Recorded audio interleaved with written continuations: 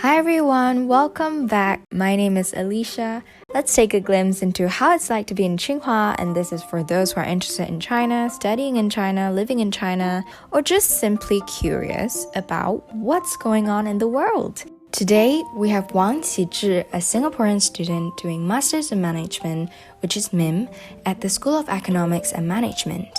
He's also a Chinese government scholarship recipient, and he holds a Bachelor of Science at New York University's Stern Business School. He started the Coffee Chat initiative, which initially was meant to strengthen the bonds between MiM, and during the pandemic, it has grown into a Tsinghua-wide initiative. In this podcast, we talked about his mentality in starting anything, including the story of Coffee Chat, his many interests, including golfing, fitness, and playing 3 instruments, MiM, and the pandemic. My main takeaway is just do it and be fearless in chasing what you want. Stick around for really good advice and inspiration for those who want to start something. Without further ado, let's dive into the podcast today.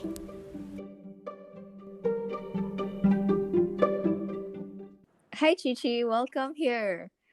I'm so glad to have you here today. Let's start with your relationship with China. So why China? And can you tell us more about how you came to China at the first place? Hi, Alicia. Thank you for inviting me onto your podcast. It's a great honor. So why China? That's a very good question. After graduating, I was faced with the dilemma of either finding a job or to continue my studies. And I actually did an exchange program in my 4th year of university, where I went to Peking University for an exchange program. And it was there and there that I actually make the decision to come to China, because throughout my whole life I grew up in Singapore, and I did my high school and my undergraduate in the US, and so I wanted to, you could say, see another side of the world, and that would be in China, because China is a rising power. I mean, and it is its importance in the world. It's growing by the day. And being a 4th generation Chinese, I also wanted to also experience firsthand to live in China for a few years, and hopefully that would pay off. And hence, that's why I decided to do my graduate education in China. I see. How is the expectation versus reality sort of aspect to it when you first went to China? Like, did you expected it to be how it turned out to be? Things turned out to be pretty similar to what I thought. I knew that it was going to be very competitive. So when I first entered MiM at Tsinghua, I realized that just on the first day, there was so much information going around.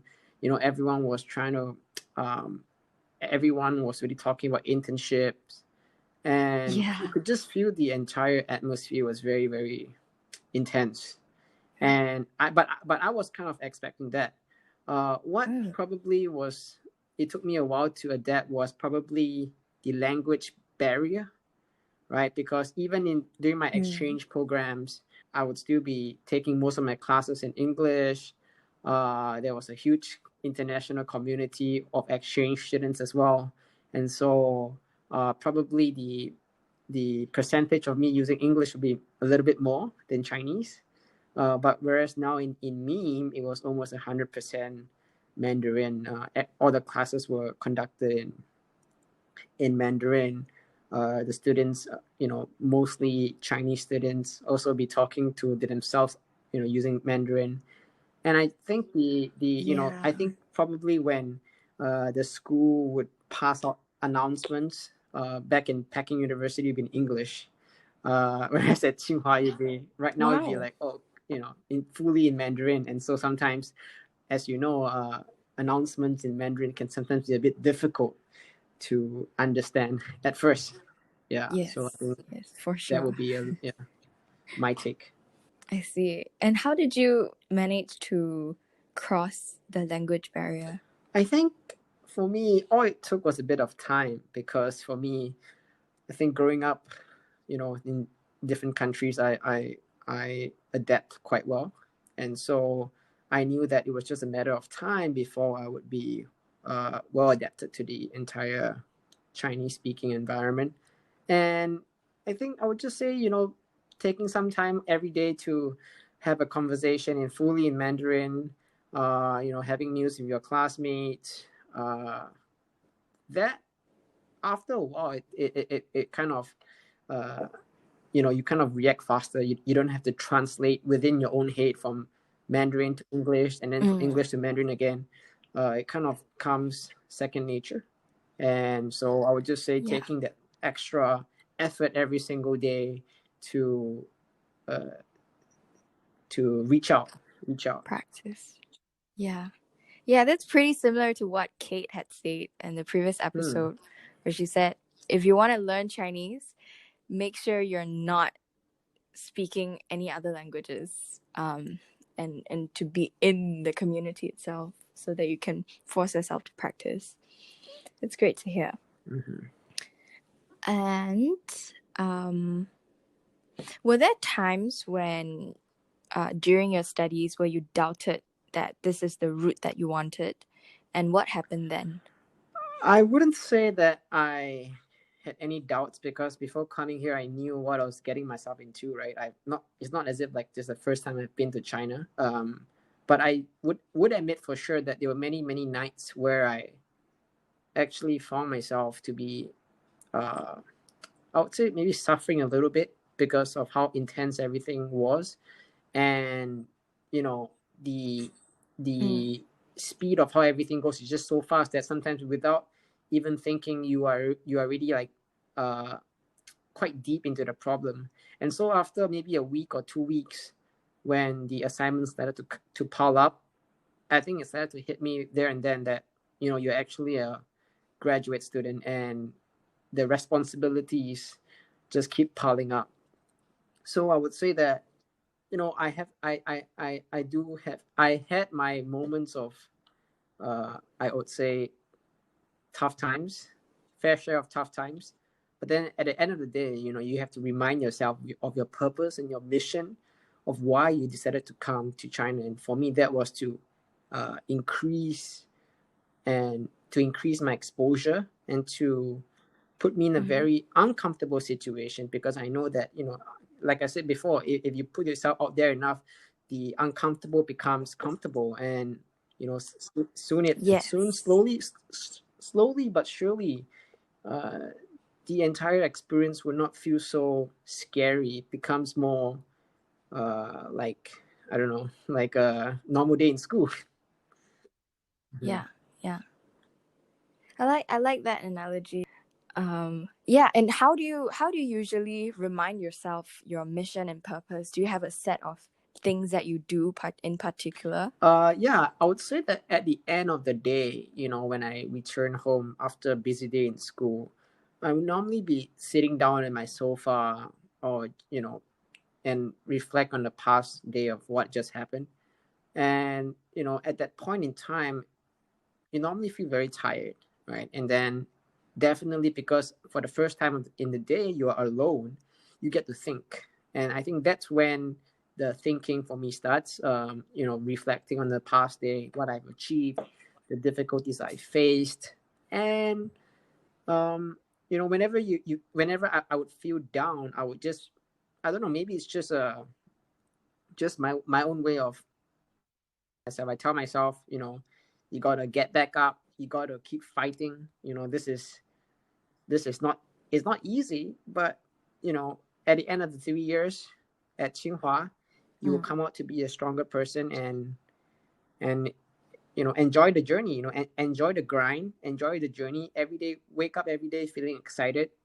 Try to be a little bit better, and yeah, I think that was my mindset, and that is still my mindset even in today's online learning COVID period. Yeah. I remember you actually planned a lot of little parties for the class. And you're also our class monitor. Wow, I'm surprised. So Okay. what do you mean, wow? That's What you. an honor. What an honor. I remember having conversations with you about, having the vision of making our class the most bonded class in the entire Tsinghua, and I felt that I felt really inspired after listening to that, because I guess everyone has the desire of wanting that closely knit class, but not enough people actually put in the effort to bring that to life. I would say you did it. So can you tell us more about coffee chat as well as the mini parties? Why did you wanted to do that? All right. I wouldn't say that we have done it. I think it's still work in progress. I think that, like any relationship, uh, all parties are, have to continue to work hard for the relationship to get even stronger. And so it is still work in progress. Yeah, but one of the reasons why I actually hosted so many social activities and so on and so forth is mainly because, you're whatever it is you are spending, you're putting in 2 to 3 years, in a school environment, right? 2 to 3 years is not a short time. It is actually probably going to be the best times of our life if you think about, in terms of responsibility, in terms of financial freedom, in terms of, pressure to find a job. Right now, actually, it is a time where, most older people would look back and say, those were very good times. And I think that, we should not let this frame of time go to waste. We should maximize, and being in the same class with 54 other very outstanding and very brilliant students, I think sometimes you also have to look beyond the academic classes. You also have to put in some time to know and to develop friendships with the people that you're going to be spending the next 2 3 years with. And I know it's like, for me as an international student, it was quite difficult at first uh, to get used to Tsinghua, right?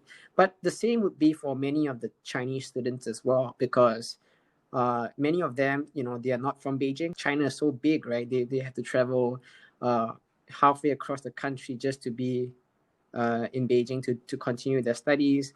They don't know anyone in Tsinghua, and everyone knows that everyone is very, very smart, academically, almost like a perfect student. So, I think the default uh, situation is that everyone feels a little bit overwhelmed. Everyone feels a little bit pressured, and but at the end of the day, we have to tell ourselves that we are classmates, right? We are supposed to be friends. And so, after class, maybe every Friday, every Saturday, would it be possible for us to meet up on a social basis and to get to know each other, better? And hence, I decided to host the social parties weekly. But then again, because our class, has 55 people, and each party, to keep it good, you have to keep it relatively small. And so the reach would not be, I will not be able to reach every student every week. And so that's when I came up with Coffee Chat. It was actually an idea that I suddenly came to my mind when I was doing an assignment. I have no idea why. It just came to my head, and I'm thinking to myself, I could do something like pairing people up to talk every week. What should I call it? Coffee chat. Sounds like a good idea. And that night I didn't sleep well because I was thinking about it the whole night, and the whole aim is to, it's quite a simple concept really. It's just to have people in the class sign up, get paired with another classmate, preferably someone they're not very familiar with. They're not very they have not gotten to know on a deeper level, and for them to just meet up once a week and chat. And I think that there is no real topic to talk about, because I think everyone is equally interesting. Everyone has many views on many issues, and so just by putting the people in a place and asking them to speak for an hour, I think slowly but surely people will start to open up, and then you let the conversations flow from there. At first, it was a bit difficult to implement, because I think this is probably, it's not it's not so, yeah, it's a new concept, and it's not really, I guess, practiced in maybe an Asian environment. Yes. It's probably Yes. in the Western world where social interactions probably happen more frequently. But I told myself, I shouldn't let this stop me from making this initiative, right? uh, the most important thing for me is to try, and if it fails, it fails, then we can think of something else. But if it succeeds, then a lot of students would be able to take advantage of this opportunity to meet and to understand their fellow classmates better, which I think is the whole aim of graduate school in the first place. Wow. Yeah, that sounds amazing. And do you have any examples of some obstacles that you faced while you try to rally everyone to, take part of this? Because I understand that every single student in our class actually took part in this. And that is an amazing thing to achieve, especially most of us being, Chinese students who tend to be more Yeah, I mean, like conservative. I often tell my Chinese classmates that I'm also a very shy guy, and Yeah, yeah, I'm a right, shy guy too, Chi. So by default, I'm just like them, if not more shy than them. But at the same time, I also remind them that, I ask them, I sometimes ask them, why do you come to Tsinghua? Why do you come to Tsinghua, and what do you want to get out of Tsinghua? And I think most people, they would pause and they would start to think, and then the fact that they pause and think means that many of us are not even sure why we are in Tsinghua. We don't know our purpose in Tsinghua. People come to Tsinghua because it's the best school in China, but I think sometimes you have to think for yourself, right? We are at an age where we have to think deeply about issues, because we are spending time, we are giving up the best years of our lives in a certain environment. And we talk about problems. Of course, there were many problems. The first problem was the first obstacle. I would say, not problems, but obstacles. The first obstacle was to kind of market and sell this idea to not just Chinese students, but also international students, because this is it was not promoted by the school. It was promoted by an individual, and an individual that most people didn't know of very well. Like you didn't know me very well back then, and so for me to push out such a bold initiative, meet up with someone once a week and talk, it might scare a lot of people. It sounded foreign. Yeah, it might scare a lot of people. So that was the first obstacle. The second obstacle was of course, many people open to the idea. They were like, "Oh, it's a pretty good idea." But when it came to registration, then it became reality didn't really match up. I wouldn't say that reality it wasn't as nice as I imagined it to be, but by default, again, most people tend to be passive, right? Not many people would only register if you go to them personally, one on one, and then like ask them, and then they will sign up, right? If you put it in a group chat, many times people just look at it. It was a pretty good idea. Maybe I'll decide later. But the maybe I'll decide later, maybe because they have other issues, or maybe they have other things that come up. They forget about signing up, and then not many people sign up. So it's all about turning that maybe into a yes. Correct. And I think that the third obstacle, was to be consistent, right? You cannot just organize something one week and the next week because you are busy or because you have a test or an exam, you just postpone it, because people see that as being inconsistent, right? If you want to hold a weekly thing, you hold something weekly. You don't, unless it's an emergency, then maybe you can postpone it. But unless it's an emergency, you have to be present. You have to be there every single week. Finding the time every week to organize, to get people to sign up, to pair, to collect pictures, to collect feedback. It takes a lot of time. It takes a lot of time, and it takes a lot of effort. So I think most people might not consider this. For me, it sometimes was a little bit draining on me, because you would finish one whole day of classes, and then you're exhausted, right? and then now you have to plan for coffee chat that is going to be done next week, or no, next week, and you got to do it today. You know, you got to do it tonight, but you're so tired already. Then again, you got to ask yourself, you know, why you decided to do it in the first place. And I think that knowing of the why gave me that extra push, gave me the extra fuel to push on and to be consistent. So that's amazing. That's amazing. And yeah, we see coffee chat everywhere now. Even Peking University was doing it for their MBA, and for SEMs as well. They're also doing for across HKUST, Tsinghua SEMs session coffee chat, and it's everywhere. And during the pandemic, especially, it has grown into a Tsinghua wide initiative, and we actually got about 200-ish people joining, including professors and from different schools. Yeah, how did that come about, and how is that different from a physical coffee chat? Well, I think that in the time of COVID-19, you know, everyone's back at their home. Now I think it's a lot better, but initially, I think everyone was feeling a little bit depressed. Everyone was feeling a little bit, you know, pessimistic about what's going on in the world, especially when we didn't know what was happening. You know, when we didn't know so much about COVID-19, especially at the early months. So many people were trapped in their, not trapped, but you know, were stuck in their home. With limited to no social interactions, and this can actually bring up some, I don't know, maybe some emotional problems. You know, people start to think negative thoughts. People might, you know, not be able to sleep well.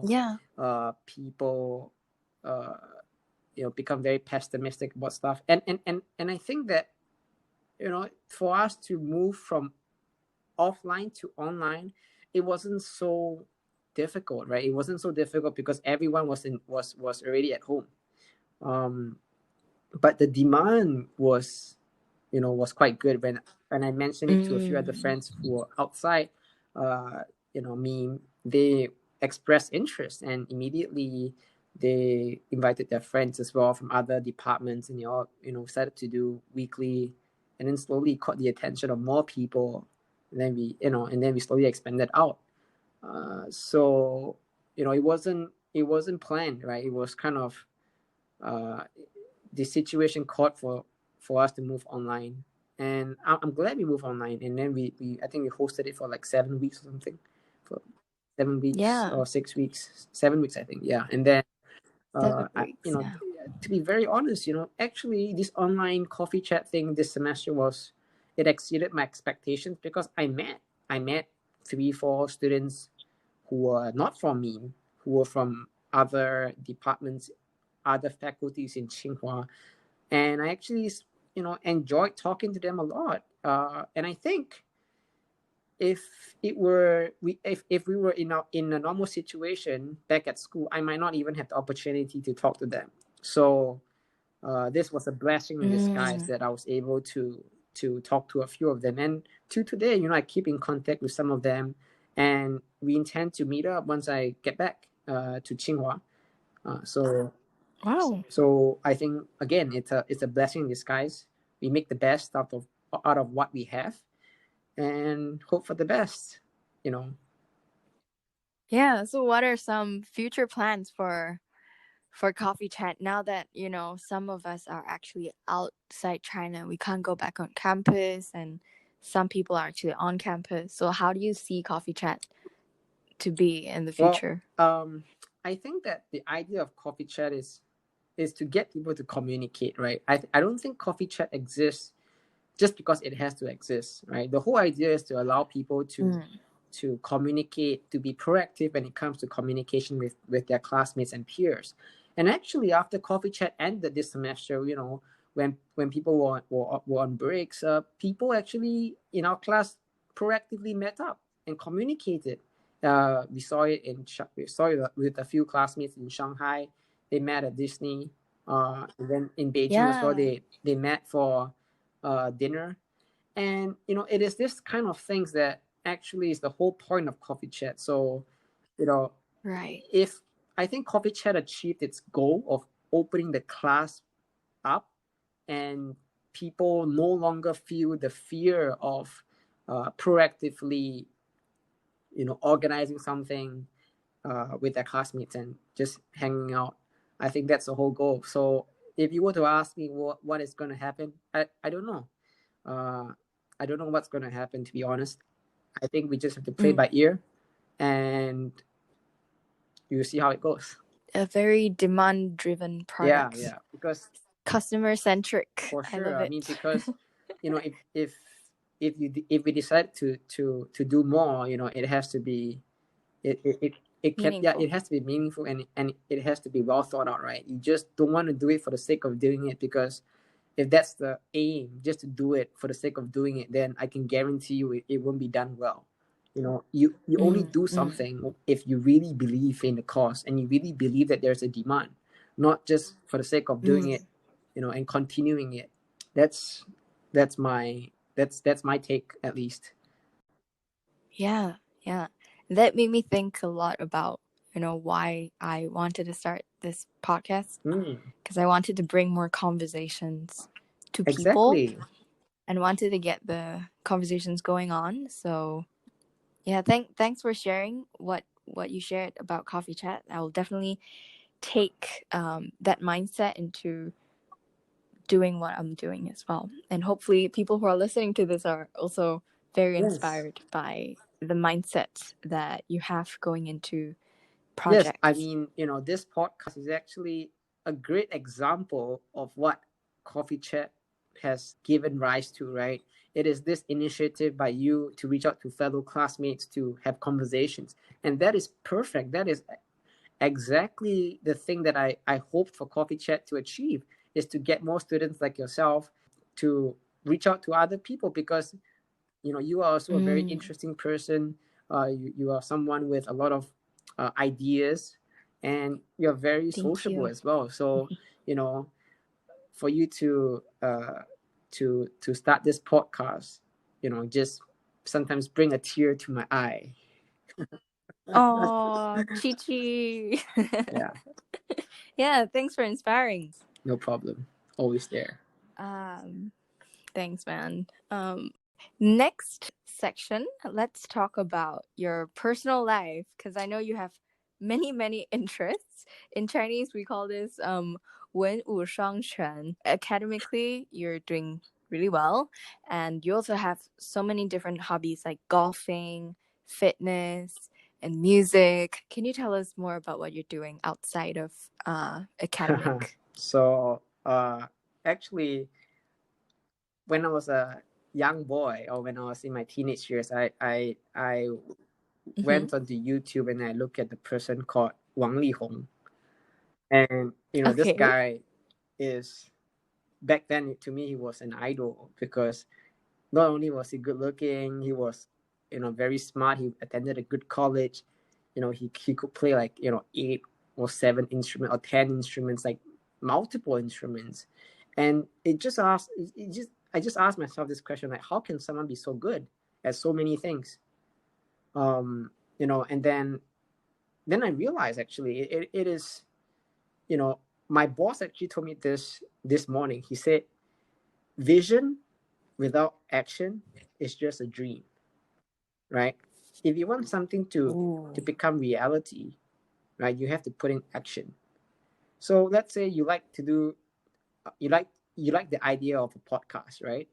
What do? You have to put in the action. You have to reach out to people. You have to think of ways to make a podcast enjoyable, and then it becomes reality. And then one day down the road, people ask you, Alicia, how are you so good? And you're so inspiring. And then actually all you did was the little things. So for me, all the interest that I have, I'm not, to be honest, I'm not very good at anything. I would say that I can, let's say in terms of fitness, I would say that I'm just active. right? I'm physically active in the gym. How active I are mean, you? people think that I spend 3 hours, 4 hours, 5 hours in the gym. I actually only spend about 30 minutes to 40 minutes a day in the gym. Every day. I mean, you spend a few hours on everyone spends few hours on the phone every day, and no one gets surprised by that. So I think spending half an hour in the gym or 40 minutes in the gym is just getting your daily exercise in. It starts the day right, and it probably gives me some peace and quiet, when I'm just focusing on training. Nothing really gets into your head. You can think clearly afterwards. And so I see it as a routine, as a lifestyle. And as for my other interests, I try to put in a little bit of time every day to address it, but sometimes, it can be a little bit too much. So there are pros and cons to having a lot of interest. But again, vision without action is a dream, right? So if you want something to become reality, then you have to put in the effort. And for me, I decided that I didn't want to just dream things. I want to actually do things. I actually want to look back in my life 30, 40 years from now and say that I'm glad that I actually put in the hard work. I'm glad that I actually put in the effort. I'm glad that I actually put in the initiative, because you know because of what I did in the past. Today I can enjoy maybe playing an instrument. Maybe I'm not obese. Now, that's such a powerful thought, putting thoughts into actions, because if you have so much thoughts and you don't have any actions, you're nothing. Exactly, You're just thoughts. And there's actually a video that I've watched recently that talked about how you can learn anything and be decently good if you just put in 20 hours. If you just put in 20 hours into something that you're interested in, let's say playing the guitar, right? You pick up the basic things. You know how to self-correct, and you put in 20 solid, uninterrupted hours. In 20 hours later, you can play a few songs. You can play a few chords. You'll be relatively proficient in the guitar, and being proficient in something and being world class, are two different things, right? Obviously, if you want to be world class in something, you have to spend your whole life.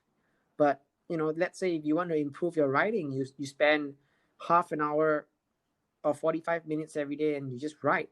After a month, you see a big improvement, and after a year, you become two different people. The person who put in that 45 minutes a day, after a year, I think would be able to write much better than someone who didn't put in that time to write. And so it's really just about starting something and being consistent, just like coffee chat. Nice. What about golfing? Do you have anything to say about that? Because because you mentioned that being proficient versus world class, but from my understanding, you're pretty world class when it comes to golfing. Thank you for the compliment. I wouldn't say that I'm world class in golf for sure, but I would say that I'm a little bit better than proficient. Being proficient, I would say that when I was a high schooler, or rather I did my high school in Florida, and I attended a golf academy. So I played golf full time for 2 years, where I would study I would go to school in the morning and then play golf in the afternoon. And so I would hit balls after ball after ball after ball for maybe 5-6 hours a day. And after 2 years putting in that amount of time, I got to a level where I was able to represent and play for NYU. I was lucky enough to also be captain of NYU. And now that I'm in Tsinghua, I also represented Tsinghua in last year's annual, I think, college golf tournament. And I was very honored to come in a very shy first. So I brought honor. A very shy first indeed. So I brought honor it's amazing. to Tsinghua as a Tsinghuaren. Like they say, right? Like without sports, you're not Tsinghua. Oh yeah, 无体不清华. Yeah. You live that. So happy. It's awesome. And fast forward to today, I don't really actually practice a lot of golf. Golf is not really my main hobby anymore. It is something that, if I need to play golf, I can play, and I can play at a decent level. But I don't really, I, I would rather put my time into more important areas in my life for the moment. So, yeah. Do you have some habits in your life that you religiously do every day that has changed your life or significant enough? Yes, there are a few things that I try to do every single day. I think that sleep is very important, um, and to be able to sleep well, for me, you have to do a lot. You don't go to sleep. For me, if I don't do anything during the day, it's very hard for me to fall asleep at night. And so, I especially during the times of COVID-19 where we're stuck in our home, the amount of physical activity naturally would reduce, and you spend more time in front of the computer, just sometimes even wasting time. And so sometimes I'm not able to sleep as well, especially this past semester. And so I make an effort to do more during the day, and I want to go to bed feeling really, really, really tired. That's one. Two, the second thing I like to do in my life, of or routine, is actually to ask myself what impact I've made. How has my existence affected the people around me? I think that sometimes we tend to take a lot instead of giving. And I constantly try to remind myself to give more, because the more you give, actually, the more Right. happy you become. At least for me, the more I take, the more unhappy I become, even though this sounds ironic. So I try to do the little things to help people. Right now, of course, in the context is my family members. I try to help them in the little ways I can to show care and concern, to keep up with some of my classmates, see how they're doing, and to see if I can help in any single way. And probably the last thing would be to try to never take things for granted. I think that this time of COVID-19 really made me think a lot more. Right, I have so much more free time. You think a lot more of what you really want in life, what matters and what doesn't matter as much, and being able to think, having some time every day to think alone, that's very important. If not, you just get into the routine of things and just do things without actively thinking. And I think not thinking is detrimental to your growth, personal growth. So yeah. 100% agree. To live consciously, but not unconsciously. Yeah, yeah. Correct. 100% agree. If there's anything that you would say to people who are thinking of starting something but are not motivated to do, can you give some advice into how to, how to go through the process of asking themselves questions of finding their purpose? Because I realize you mentioned a lot about asking people why this, why that. So what would you like to say to those who are looking to do something? Sure. Someone once told me before, when you're on your deathbed, life flashes right in front of your eyes, your entire life. The type of life that would flash by right before you die is something that can be controlled, not 100%, but it is controlled mainly by you, right, and your actions.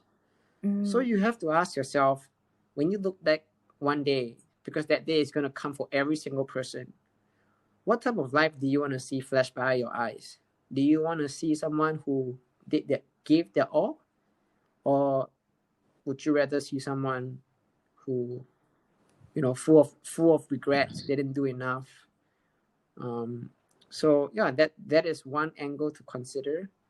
And if you are worried about starting something, then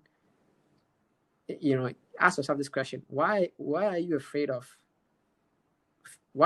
failing? What have you got to lose, right? And if let me give you an example, right? Let's say coffee chat. I wanted to start coffee chat, but I'm afraid that it will fail, right? I ask myself, what do you have to lose? And then I will reply myself, oh, my reputation, people's perception of me. And then the next question you ask yourself is, okay, and then, so, right? And if you ask yourself in this type, if you rephrase the question like, yeah, okay, you are afraid of how people think of you, and then what? And then what? And then what? The more you process that thought down a filter, you start to realize that you actually don't know why you're really afraid. You're actually afraid of starting to do something, even though you don't really know what you're fearful of. So you don't exactly know or have a clear reason why you're afraid of something. You just think you are afraid of something, but actually it's not, because for most people, right, they have had their reputation tarnished. People talk bad about everyone all the time, and yet most people can live on fine. So is this really why you're afraid of starting something? Then the answer becomes more clear, right? Then the answer becomes, no, actually you don't really have much to lose.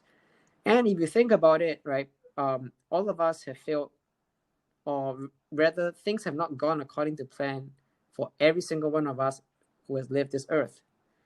And ask yourself this question: have you died? Have you died because of your actions? If the answer is no, and you're still doing okay, it means that, hey, it's not too bad. And oftentimes people tend to think that actually I was very grateful that I failed because it taught me this, it taught me that. So actually failures actually make you a stronger person, right? Going back to the example of coffee chat, I was rejected hundreds of times by people. I think I failed many, many, many, many times just in personal conversations, when I would be asking people whether or not to join coffee chat, and then they reject me. It hurts deep down, right? It hurts because you think that person would agree, and that person turned out to say no, right? But after a while, you learn how to accept rejection, and the next time you ask that person, you're not so fearful. And the more you ask, the more you try, the less fearful you become. And at the end of the day, if that thing succeeds, or the thing, it turns out well, then kudos to you, But if it doesn't turn out well, kudos to you as well, because now you have learned how to be resilient. Now you know how to accept rejection, and the next thing you do, you will have a big advantage over someone else who didn't try before. So I guess don't be afraid of doing something, especially when at this day and age, things are changing so rapidly. You never know, that little initiative can make all that difference in the world. Very wise. And yeah, I think biggest takeaway would be just do it. Just do it. And the worst thing is not trying. The worst thing is not acting. Right. That's Correct. the real problem. I think I gave a lot of very cliche things up today. No. Like, just do it. Don't be so fearful. But sometimes there are some truths to cliches, right? Of course. Yeah.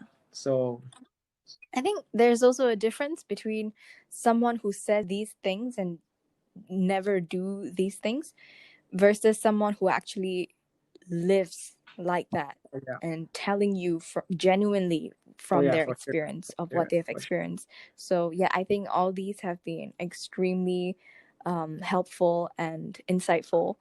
This is awesome. Thank you so much. And do you have anything else to add that I haven't mentioned before? Yeah, I want to give a quick shout out to any of my memers classmates who may be listening to this. I want to thank them for giving me a very good first year at Tsinghua, and hopefully the COVID situation will improve and we'll be able to reunite. And I look forward to more social gatherings and growing with every single one of my classmates as well as my peers at Tsinghua. So thank you, and I also want to thank you, Alicia, for inviting me to this podcast. I think it's a very amazing thing that you're doing, and hopefully you can continue what you're doing and to reach out to more people and to spread people's stories such that Tsinghua becomes a more homely place for. Yeah, thank you for letting coming on to my podcast, getting the ball rolling. I appreciate this from the bottom of my heart. Like when I asked you, you didn't even hesitate, you just said yes. So this is very encouraging, and this has Even though I'm been a shy guy. a great podcast, a really great Thank you podcast. so much. I would agree with you. I really miss the other mimmers. I hope we can go back to Beijing soon and Great. have a really big meal. That'd be great. Have a great day and a great holiday. The rest of the holiday, Chi Chi. Thank you. I'll catch up with you soon. Alicia. Have a good day yourself. Okay. Bye. Bye.